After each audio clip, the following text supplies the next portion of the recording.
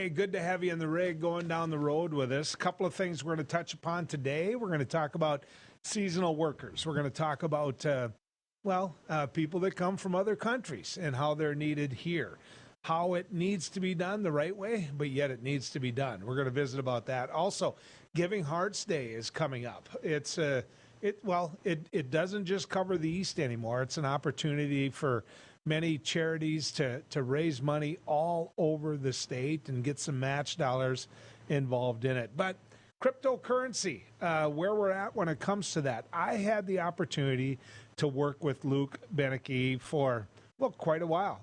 He was the brains. He was the guy that you said, Luke, can you fix this?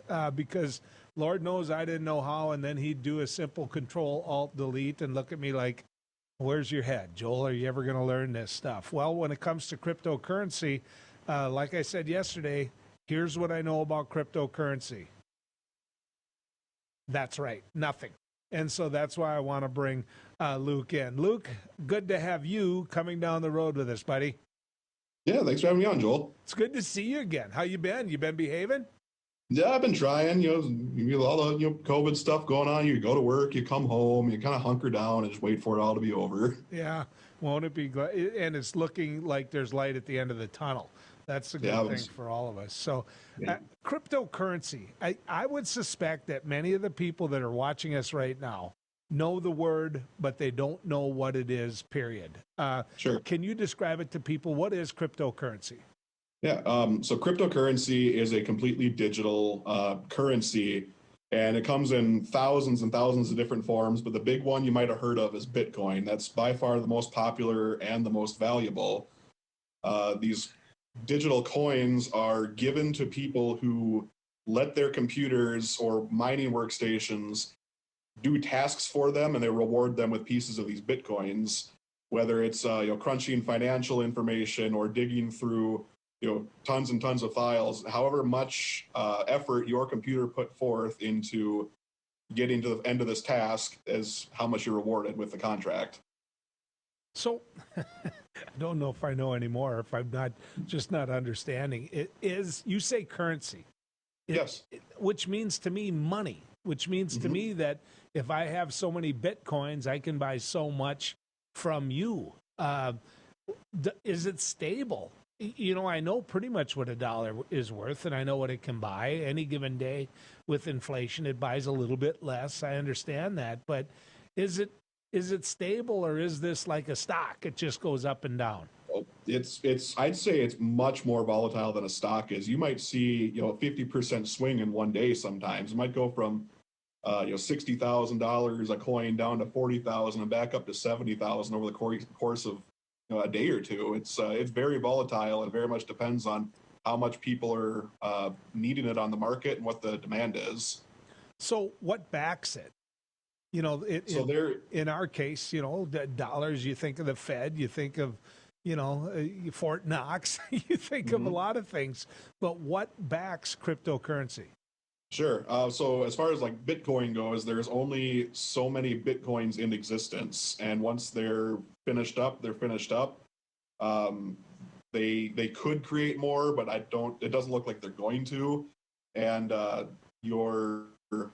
it's kind of a self-fulfilling thing. So your computers and your mining stations and all these data centers are being used by not only like financial institutions or anybody to process data, but they're also keeping track of where the Bitcoins are getting traded and to who and to where. So it's a kind of a self-checking system where this system is going to make sure that this person got their transactions right. And it's very interesting. I wouldn't say we're in the wild, wild west anymore, but I'd say just even a few years ago, we didn't have much regulations on them. Nobody really knew what was going on with it. And they're starting to get a handle on it now. And it's kind of crazy how fast this all kind of came to fruition. So what's the thinking behind not making any more Bitcoin? And I realize we're talking about Bitcoin as one example of cryptocurrency, but let's focus on that for just a second. Yeah. What's the theory behind just not making any more of it? Yeah, so we're going to focus on Bitcoin here just because it's the most well-known. It's got the most, I gotta say, like rules in place pretty much.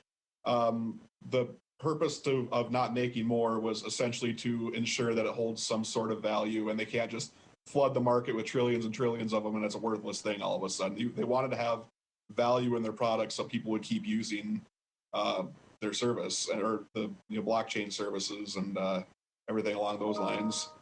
Okay. I think I'm understanding it, except for this. I stop at PetroServe, or I stop at Casey's or whatever, because right now I'm in my Ford pickup about 180 miles left to go. And when it's 20 below, like it is today, I don't like getting lower than a half a tank. So I want to go to one of those places and I want to buy fuel. I'm going to buy some gas. Can I walk in and pay with Bitcoin? Some places do. It's not extremely common right now, but I know there's a few professional sports teams that have started accepting Bitcoin on their online stores. You'll see popping around from time to time. I think Williston has a few Bitcoin ATMs where you can buy and cash in Bitcoins using their kiosk they have there. It's becoming more commercially available as companies become more comfortable with it and more regulations are coming in. Because obviously, you can see it as an investment if you think the value is going to go up, but you don't want to get burned if it drops 50% in a day. Yeah, exactly. So, one of the reasons we're talking about this is because of Williams County and, what's going on there in the Williston Basin. There's talk about building the type of facility that can put a bunch of, database, bunch of computers in a room because of the climate, and the fact that it's cheaper to cool things down in what is a heated environment. But, the question is, number one, whether it's ever going to get built. Number two, whether or not we should be involved in it, Lucas. Sure. So when you're mining Bitcoins, you have to have very high-powered computers to do that. And it requires a lot of energy to cool those suckers down. It's, just like your air conditioner in your house. You run that thing on full blast, you're going to have a hefty bill at the end of the month. So when you have a climate like North Dakota, where you can get 20, 30 below in the wintertime, you're kind of letting nature do that for you, cooling it down for a good portion of the year. And you're saving a lot of money on electricity costs there. And as far as, I see a lot of these data centers that are planned for Western North Dakota. It's perfect out there because they've got the land, they've got the ability to kind of do whatever they're going to do out there.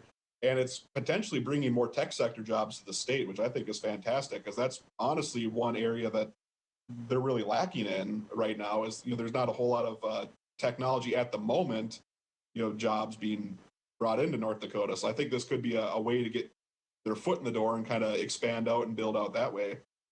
So does it sustain itself? Now I'm looking for predictions, not facts from you. Sure. 10 years, are we talking about cryptocurrency? Well, that's tough to say because 10 years ago, even 5 years ago, Bitcoin hit $20,000 and people said, "Oh, it's going to crash hard. There's no way it's going to get higher." And it was, almost at, I haven't looked at the prices a while, but last time I checked, it was at like $70,000. I know it's dipped since then, but every time a country like China or India or whatever bans the use of cryptocurrency, we think, oh, that's the nail in the coffin, that's the end of it. And it just keeps continuing to thrive. So I predict we're still going to be having cryptocurrency conversations in the future for sure. So why not good old fashioned money? The people that started, Bitcoin, the people that are into cryptocurrency, what do they have against money? It's a lot of it's anonymity. So when you have a Bitcoin, it goes into a wallet online it's not linked to your name. It's not linked to your social security, anything like that. It's just linked to that account number that the wallet's in. So it's a way to exchange currency kind of anonymously and kind of have a safeguard in place that it's really tough to get into these wallets. You see these stories on the news of people that have a $17 million wallet and they lost their password. They have one attempt left to get in, otherwise it's gone forever. They're very secure and it's anonymous. Those are two really big drawing points for some of these companies and people. So, Lucas, it is easy to steal it. I mean, you're saying very secure, but if you can't break into your own account, my guess is it has to be really tough, period. I mean, how does that work, the opportunity for theft? It's very tough to steal because typically these accounts that require two-factor authentication. So not only do you need a username and a password, but you might need to have an authenticator app like a Google Authenticator, Microsoft Authenticator. That'll give you a code that's good for 30 seconds or so to get in, or you might have to get a code texted to your cell phone or call. We've had a lot of companies are starting to do stuff like that. I know like Gmail has two-factor, and we've had to do some of the stuff with a lot of other parts of our daily lives now are enforcing that. Just that way, if you don't have your or just because they have your password doesn't mean they can get into all your accounts. All right. Now is the one where you can tell me it's none of my business. You ready? Sure. Do you have any? Not anymore. I had some a while back. I got out of it quite some time ago, and I'm kicking myself in the pants. I'll admit that. But things were pretty shaky at the time, and I said, you know what? I'm just going to cut my losses here and move on. That's what happens when you're young and you're going to buy a house and you're just married and you're making a transition. Yep, had all that stuff going on for sure. So let me ask you this: say you're 60 years old, which I am, and you're looking at the end of your work life. Would you recommend to me that I invest in Bitcoin? Oh boy, that's a personal choice. Is how risk averse are you when it comes to investing? Do you want a safe, consistent return on 5-6% a year, or do you want to just swing for the fences and hope you strike it rich? Because that's ultimately your personality type is going to determine if that's a safe investment for you or not. Well, I'm a Minnesota Vikings fan, so I mean, I'm used to risk and I'm used to losing. How's that? For an extra. Yeah, I mean, I'd say if you got some extra money that you're willing to invest it, and you're comfortable with the fact that kind of like gambling almost. If you're comfortable with the fact that I might walk away with nothing, go for it. But if you are relying on that, I wouldn't throw the farm at it. So 30 years from now, will my grandkids be talking about Bitcoin? I don't know. I really don't know. It's like I said, China and India had outlawed them, and now we have some South American countries that are banning the use of mining because it's straining the grid so much to consume so much electricity that they're starting to outlaw those. So I think we're going to see some bootleg Bitcoin mining operations going on. And I mean, it really depends on what the global viewpoint of it is as far as legal requirements go. Well, I can tell you this: the thing I always loved about visiting with you, Lucas, is you were always honest. And yep. I do know more about it right now than I did before we started. So appreciate you coming down the road with us.